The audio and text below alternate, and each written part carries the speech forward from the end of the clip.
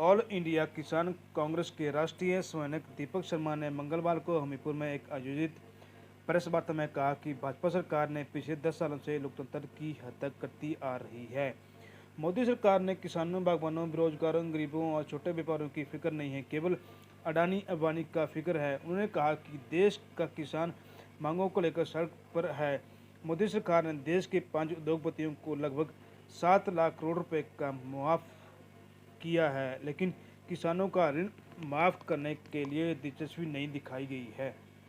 कांग्रेस नेता ने कहा कि पूरे देश में किसान कांग्रेस राष्ट्रीय सरदार सुखपाल सिंह खौरे के नेतृत्व में हर राज्य का किसान तैयार करके किसान की समस्या को उठाएगी और किसान कांग्रेस संगठन को मजबूत बनाएगी। और दीपक शर्मा ने कहा कि ऑल इंडिया कांग्रेस कमेटी ने राहुल गांधी के नेतृत्व में आगामी लोकसभा चुनावों से पहले ही ये वचन दिया है कि कांग्रेस सरकार के गठन होते ही किसानों को न्यूनतम समर्थन मिलेगा। गारंटी संबंधित कानून लाया जाएगा ताकि किसान खुशहाल हो सके। किसान नेता ने कहा कि हिमाचल प्रदेश में कांग्रेस सरकार को कोई खतरा नहीं है। कांग्रेस सरकार 5 साल तक का पूरा काल पूरा करेगी। उन्हें कहा कि जिस तरह से भाजपा ने हिमाचल के लोकतंत्र की हत्या करने की कोशिश की है वही निंदनीय है। उन्होंने कहा कि जनता सब कुछ देख रही है, इसका खामियाजा उन नेताओं को भुगतना पड़ेगा जो इसमें शामिल है। दीपक शर्मा ने कहा कि हमीरपुर जिला के मुख्यमंत्री हमीरपुर जिला के हैं, लेकिन बड़े अफसोस की बात यह है कि हमीरपुर के ही विधायक ने मुख्यमंत्री को अस्थिर करने की कोशिश की है। उन्होंने कहा कि हमीरपुर की जनता इन्हें सब कुछ माफ नहीं करेगी। दीपक शर्मा ने कहा कि कांग्रेस सरकार कार्यकर्ताओं से अपील की है कि निराश न हों और अपने मनोबल ऊंचा रखें। दीपक शर्मा ने कहा कि राष्ट्रीय राजनीति में प्रदान करने के लिए अपनी नियुक्ति के लिए ऑल इंडिया कांग्रेस कमेटी राष्ट्रीय अध्यक्ष श्री मल्लिकार्जुन खड़गे जी ने सोनिया गांधी, राहुल गांधी, प्रियंका गांधी और मुख्यमंत्री सुखविंदर सिंह सुक्खू का भी धन्यवाद किया। तो सही बोलते हैं, लेकिन मैं देख रहा था कि शांता कुमार जी का इसके बारे में कोई बयान नहीं आया। तो क्या शांता कुमार जी वर्तमान में भारतीय जनता पार्टी की जो ये चल रहा है, क्या उससे सहमत हैं? ये मैं पूछना चाहता हूं, या असहमत हैं?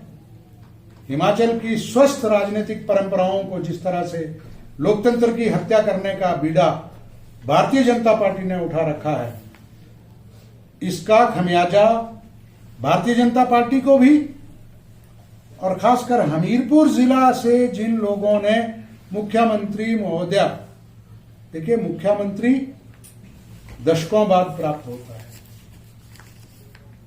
हमारे जो कुछ विधायक हैं वो कह रहे हैं हमें कुछ पद नहीं मिला। हमारे पास एग्जाम्पल हैं सुखविंदर सिंह सुक्खू जी के 40 सालों में वो अभी बने हैं, विधायक रहे, लेकिन सरकार में विधायिका में तो रहे लेकिन एग्जीक्यूशन में तो नहीं थे। कुलदीप राठौर 40 सालों से पार्टी की सेवा कर रहे हैं, पहली बार विधायक बने हैं, तो उनको क्या मिल गया? सबसे बड़ा एग्जाम्पल हर्षवर्धन चौहान, वो 6ठी बार के विधायक हैं और पहली बार जब 6ठी बार विधायक बने हैं अभी मंत्री बने हैं। 5 बार वो लोग तो मंत्री भी नहीं बने। तो पार्टी में कुछ मान्यताएं होती हैं, कुछ आदर्श होते हैं, कुछ नियम होते हैं, कुछ सीमाएं होती हैं। उन सबको देखकर ही और फिर साथ में ऊपर से मुख्यमंत्री का विशेषाधिकार होता है। तो इसलिए ऐसी परंपरा जो यहां डली, मुझे इसमें ज्यादा रोष इस बात पे है जब ये एफआईआर दर्ज हुई कि लेन देन के जब आरोप लग रहे हैं, तो इन लेन देन के आरोप लगने वालों को और हमीरपुर जिला से संबंधित मुख्यमंत्री को अस्थिर करने वालों को जनता कभी मुआफ नहीं करेगी।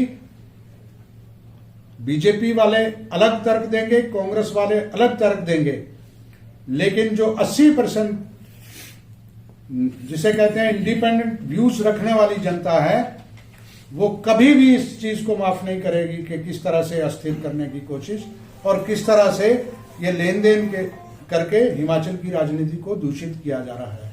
ये मैं कहना चाह रहा हूं। वहां की रहने वाली वो लड़की है और मुझे फोन आया एक पत्रकार का, बड़े पत्रकार एक बहन का, चंडीगढ़ से। वो पंजाब की बहुत बड़ी पत्रकार है कि दीपक जी, एक लड़की है जिसके ना माँ है ना बाप है, एक भाई था वो भी मर गया है और बेड पे है, ये अपने पासा भी पलट नहीं सकती है, इसको अटेंडेंट चाहिए और इसको दिखाना है। मैंने वो सुना, अपने स्तर पे यहाँ पे जो हमारे